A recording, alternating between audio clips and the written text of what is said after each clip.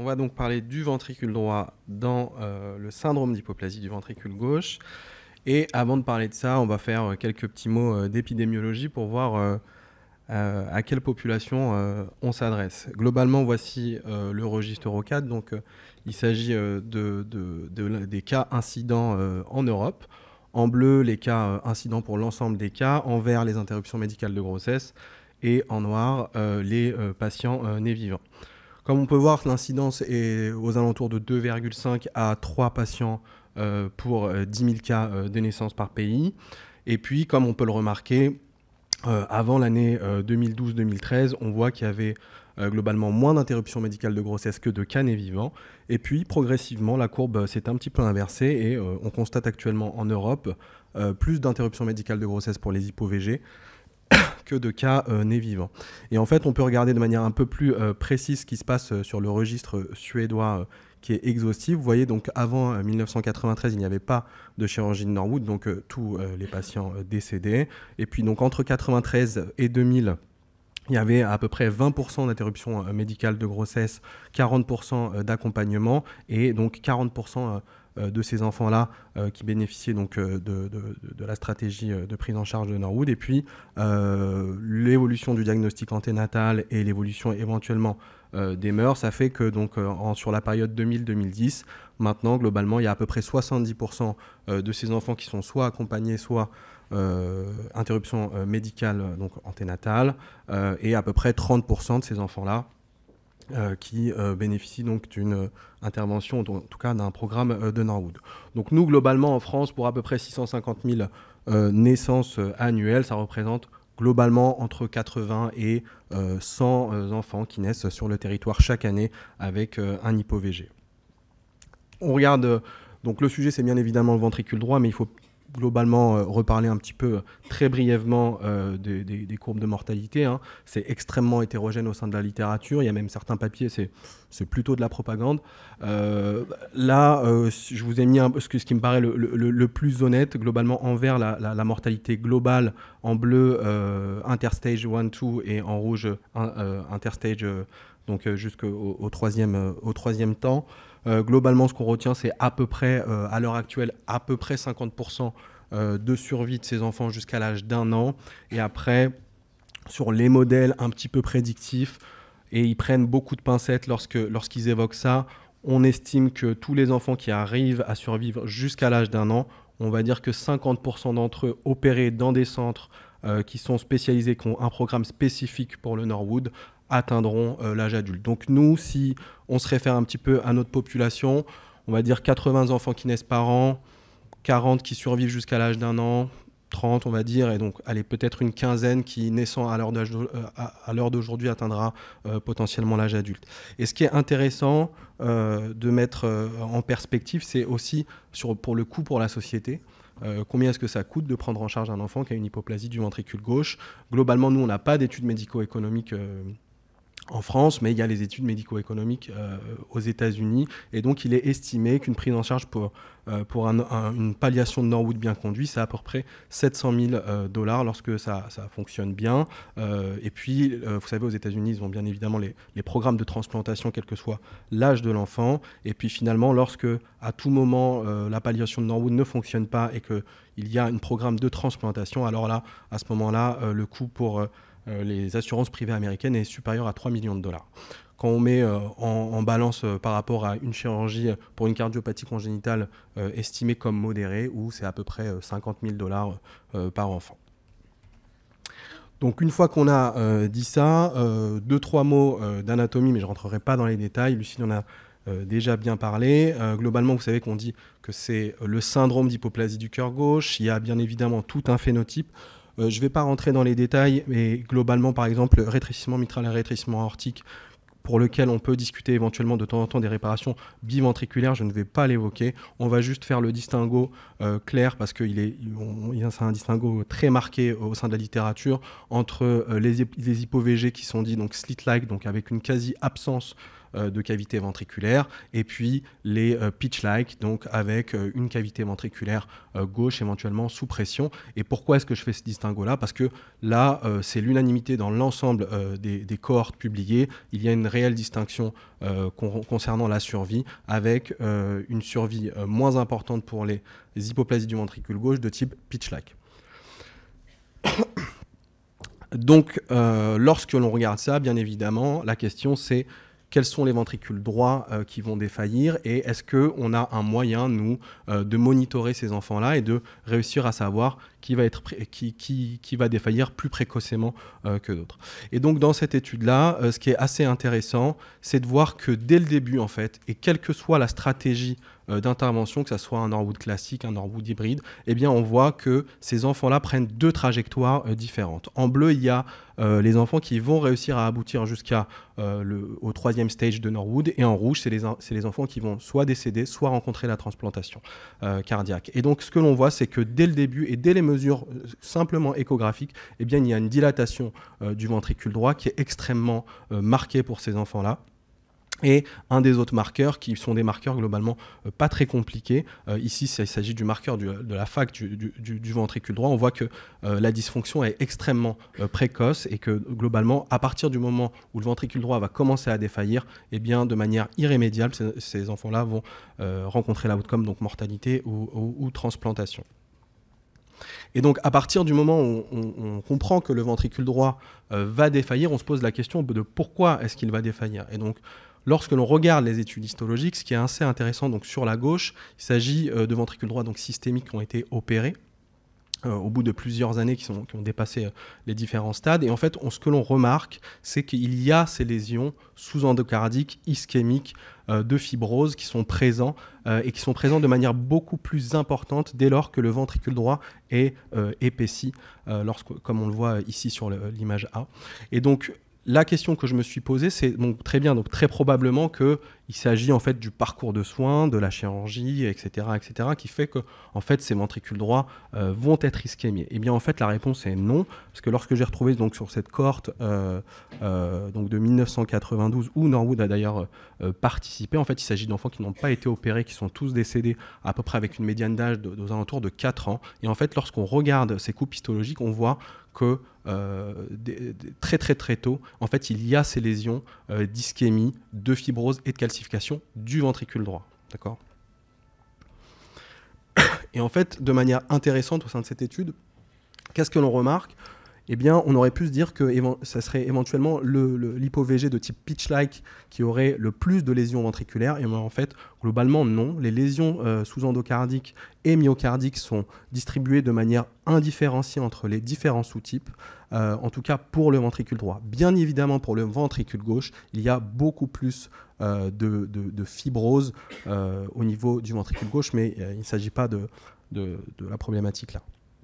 Et donc, à partir du moment où on voit qu'il y a des lésions au niveau ventriculaire, et ce, dès la naissance, bien évidemment, la première question que l'on se pose, c'est très bien, et bon, comment sont ces coronaires ? Et donc, en effet, il y a des anomalies coronaires au sein de l'hypoplasie du ventricule gauche, deux types d'anomalies coronaires qui sont prédominantes. La première type d'anomalie coronaire, ce sont donc les fistules coronaires. Donc ici, il s'agit d'une coupe anatomique donc un ventricule gauche ouvert, et on voit en fait les différents orifices au niveau du ventricule gauche. Et donc les fistules coronaires sont beaucoup plus présentes chez les hypo-VG de type pitch-like. Il y a également des tortuosités coronaires qui sont observées, et toujours de la même manière, un petit peu plus chez les ventricules de type pitch-like. Mais ce n'est pas parce qu'on constate ces anomalies coronaires qu'on peut conclure à une ischémie secondaire à ce genre d'anomalie. Et en fait, cette étude conclut même à l'inverse. Il n'y a aucune zone de sténose macroscopique ou d'interruption coronaire qui n'a été constatée sur ces 150 hypo-VG décédés avant toute intervention.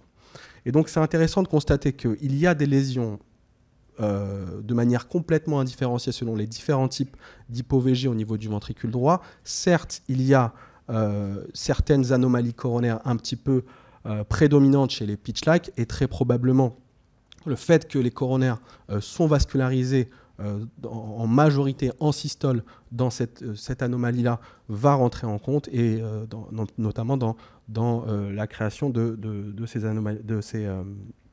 anomalies coronaires. Donc sur le plan macroscopique, on ne voit pas d'ischémie. Mais si on part un petit peu plus sur le plan microscopique, ce qui est intéressant de constater, c'est que toujours de la même manière, des hypovégés qui n'ont pas été opérés, eh bien on constate donc sur cette coupe histologique de la coronaire, on voit que la média est un petit peu épaissie avec une sorte un petit peu d'irrégularité, donc très très précoce, mais toujours de la même manière, sans d'obstacle visible. Et ici, je vous ai mis en fait une coronaire jolie d'un ventricule droit témoin. Et donc, s'il n'y a pas d'anomalie coronaire, pourquoi est-ce que ces ventricules-là vont défaillir, dysfonctionner et vont avoir en fait de l'ischémie? Et en fait, la réponse, elle est à l'échelle encore un peu plus petit. Et en fait, une part de la réponse est au niveau de l'étage capillaire. Cette étude-là a montré que globalement, la densité capillaire des ventricules droits dans l'hypovégé est extrêmement diminuée par rapport au VD contrôle.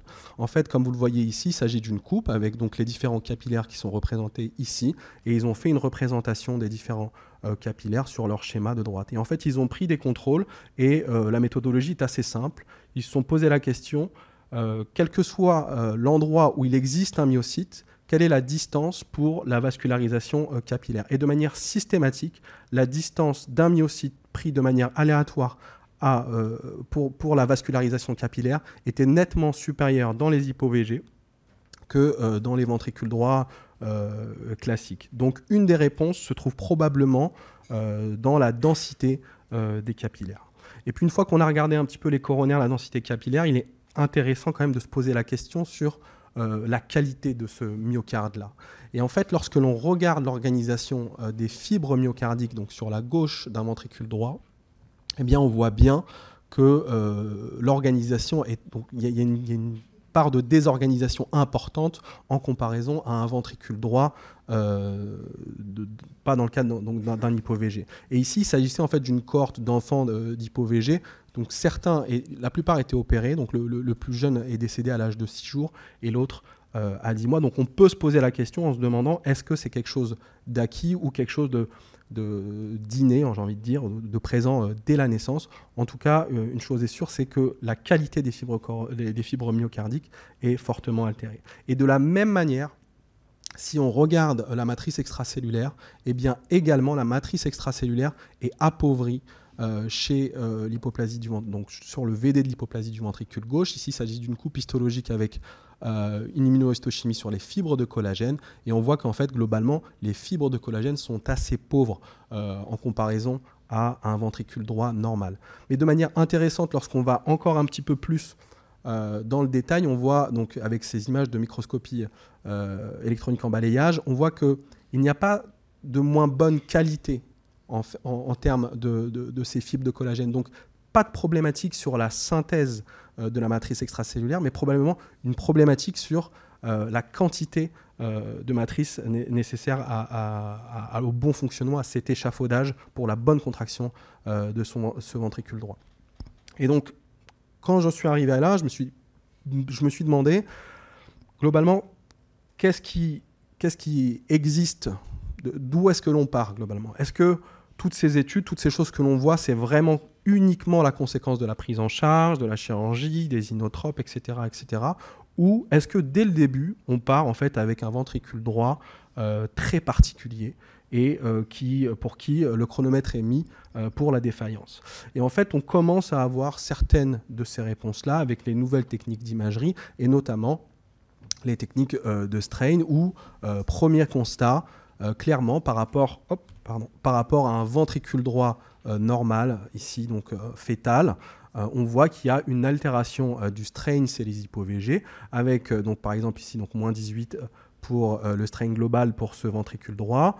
Ici, il s'agit d'un hypovégé donc slit-like, donc sans cavité ventriculaire gauche, qui est un petit peu moins bonne, moins 15, et on voit que vraiment, pour les hypovégés de type pitch-like, l'altération est beaucoup plus importante et marquée. Et donc, au-delà du strain, est-ce qu'on peut conclure et est-ce qu'on peut concorder sur le plan entre histologique et imagerie fœtale? Eh bien, la réponse est oui, grâce à cette technique d'évaluation IRM fétale et de diffusion. Et ce que vous pouvez observer ici, c'est un fœtus contrôle avec la technique de fiber tracking pour voir l'orientation de ces fibres myocardiques et ici au niveau d'un ventricule droit, au niveau de l'hypovégé. Et on voit donc que dès la période fétale, donc dès 22 semaines d'aménorrhée, on voit que la constitution et l'orientation de ces fibres myocardiques est fortement altérée en comparaison à un ventricule droit normal. Et donc, ils arrivent même à démontrer qu'il y a une dysfonction systolique, mais également diastolique de ce ventricule droit dès la période fétale. Et l'autre chose qui est assez intéressante et qui concorde quand même pas mal avec les observations histologiques, c'est la fraction d'anisotropie qui est fortement augmentée. Cette fraction d'anisotropie qui correspond en fait globalement à la constitution du muscle et la diffusion qui est fortement diminuée et qui est beaucoup plus spécifique aux myocytes. Et en fait, si on réfléchit bien, s'il y a un remodelage de toute la matrice extracellulaire, une réorientation des fibres, beaucoup d'ischémie, de zones de fibrose, etc., sur le plan de la densité, c'est probablement plus lourd et ce qui peut expliquer éventuellement l'augmentation de cette fraction d'anisotropie. Mais la diminution de la diffusion peut nous indiquer un marqueur de moins bonne qualité au niveau des myocytes. Et en effet, c'est ce que l'on observe pour les myocytes. Sur la gauche, donc, un exemple histologique de ventricule droit normal, et donc en C et en E, les ventricules droits d'enfants, donc avec une hypoplasie du ventricule gauche. Et donc ce que l'on peut observer, c'est que dans l'hypovégé, les myocytes du ventricule droit sont globalement plus petits, plus déformés. Et au-delà de ça, si on regarde de manière beaucoup plus spécifique, on peut se poser la question, est-ce que ces myocytes-là sont vraiment des myocytes de ventricule droit? Et donc cette étude-là était très intéressante. Ils ont fait de l'immunohistochimie avec une protéine qui s'appelle la PCAM1, qui est utilisée dans plusieurs cas, notamment dans le cadre des cancers, lorsqu'on recherche à voir s'il y a de la néoangiogénèse. Et puis PCAM1, en fait, globalement, ne rentre pas, n'est pas exprimée dans aucune cellule myocardique. Par contre, elle est potentiellement exprimée. Donc il y a eu une étude qui est sortie qui a montré que peut-être très brièvement, durant l'embryogénèse cardiaque, elle est exprimée de manière transitoire. Et en fait, ce que l'on peut observer donc, sur le groupe T-main, on voit que donc, en marron, la PCAM1 est présente de manière normale au niveau vasculaire, ici. Et par contre, au niveau de la coupe histologique du ventricule droit, on voit que PCAM1 est présente au niveau du réticulum sarcoplasmique dans les myocytes et de manière extrêmement abondante. Et donc, on se pose la question de se dire, est-ce qu'il s'agit de myocytes immatures? Est-ce qu'il s'agit de myocytes non spécifiés? Est-ce qu'il s'agit juste de l'expression qu'on a vue juste avant, de l'absence et d'une diminution importante de la densité capillaire? En tout cas, c'est des myocytes très particuliers. Et donc, pour ne pas tomber dans le biais de sélection important en parlant que des hypovégés qui vont mal, j'ai essayé de trouver une cohorte d'hypovégés qui vont bien, en tout cas qui ont survécu. Et donc, voici un papier qui a été publié récemment, 119 hypovégés contre 34 contrôles. Et en fait, l'objectif de ce papier-là a été de caractériser ces ventricules droits, donc le ventricule droit de ces survivors, entre guillemets. Et donc, ils ont tous eu une IRM repos, et puis également une IRM de stress, et puis ils ont également eu un KT, et de cela, on a pu déduire les fonctions, la dilatation, et également la perfusion coronaire avec la conductance coronaire, etc.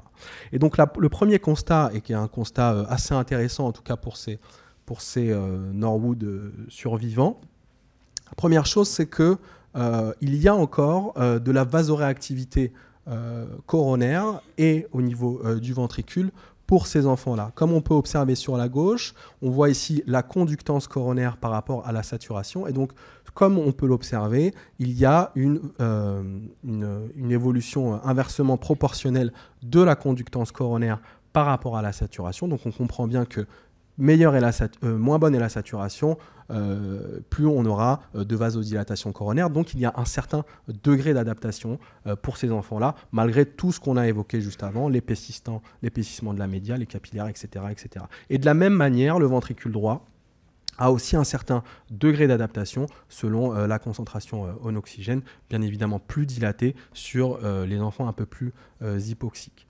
Et donc, ça se traduit comment sur le plan de la perfusion myocardique? Ici sur la gauche, donc tous les IRM avec l'évaluation de la perfusion myocardique, on voit que globalement, il n'y a pas de différence pour la perfusion myocardique au repos pour ces enfants-là. Par contre, à partir du moment où on fait un IRM de stress, eh bien on voit que le groupe d'hypo-VG, certes, il a une certaine réserve myocardique, donc une certaine réserve coronaire avec une certaine adaptation, mais par contre, par rapport au groupe témoin, la réserve est nettement inférieure.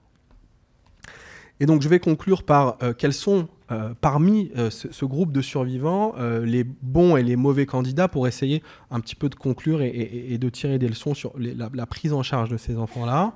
Un des premiers facteurs indépendamment associés à une moins bonne perfusion coronaire, eh bien, c'est le groupe d'enfants avec hypo-VG de type pitch-like. Alors, y a-t-il toute cette interdépendance VG-VD qui va faire que ce ventricule droit va devoir se traîner un boulet un petit peu tout au long de sa vie et faire plus de travail, être plus hypertrophié éventuellement, et d'ailleurs l'hypertrophie a été démontrée comme plus associée aux lésions ischémiques, c'est une des hypothèses.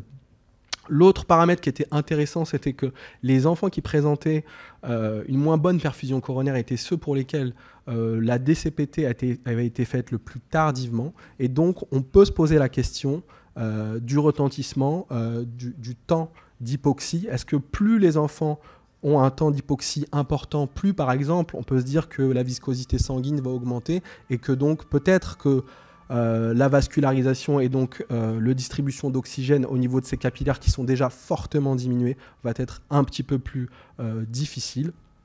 Et puis enfin, la dysfonction diastolique, comme vous le savez, après la DCPP, la perfusion coronaire est rétablie quasi exclusivement en diastole, et donc la dysfonction diastolique qui s'est probablement installée avant tout cela va être un frein à cette perfusion coronaire adéquate. Je vais finir donc pas par une conclusion parce qu'il me paraît compliqué de conclure, mais peut-être par deux réflexions. Après tout ce qu'on a vu, est-ce que vraiment ce ventricule droit, en tout cas ce ventricule qui est en position droite dans l'hypo-VG, est-ce qu'on doit encore l'appeler ventricule droit?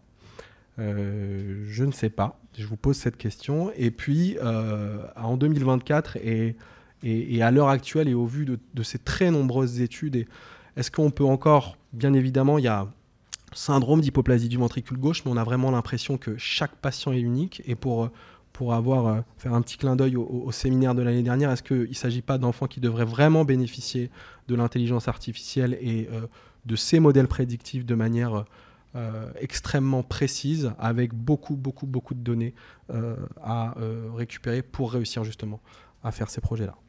Je vous remercie.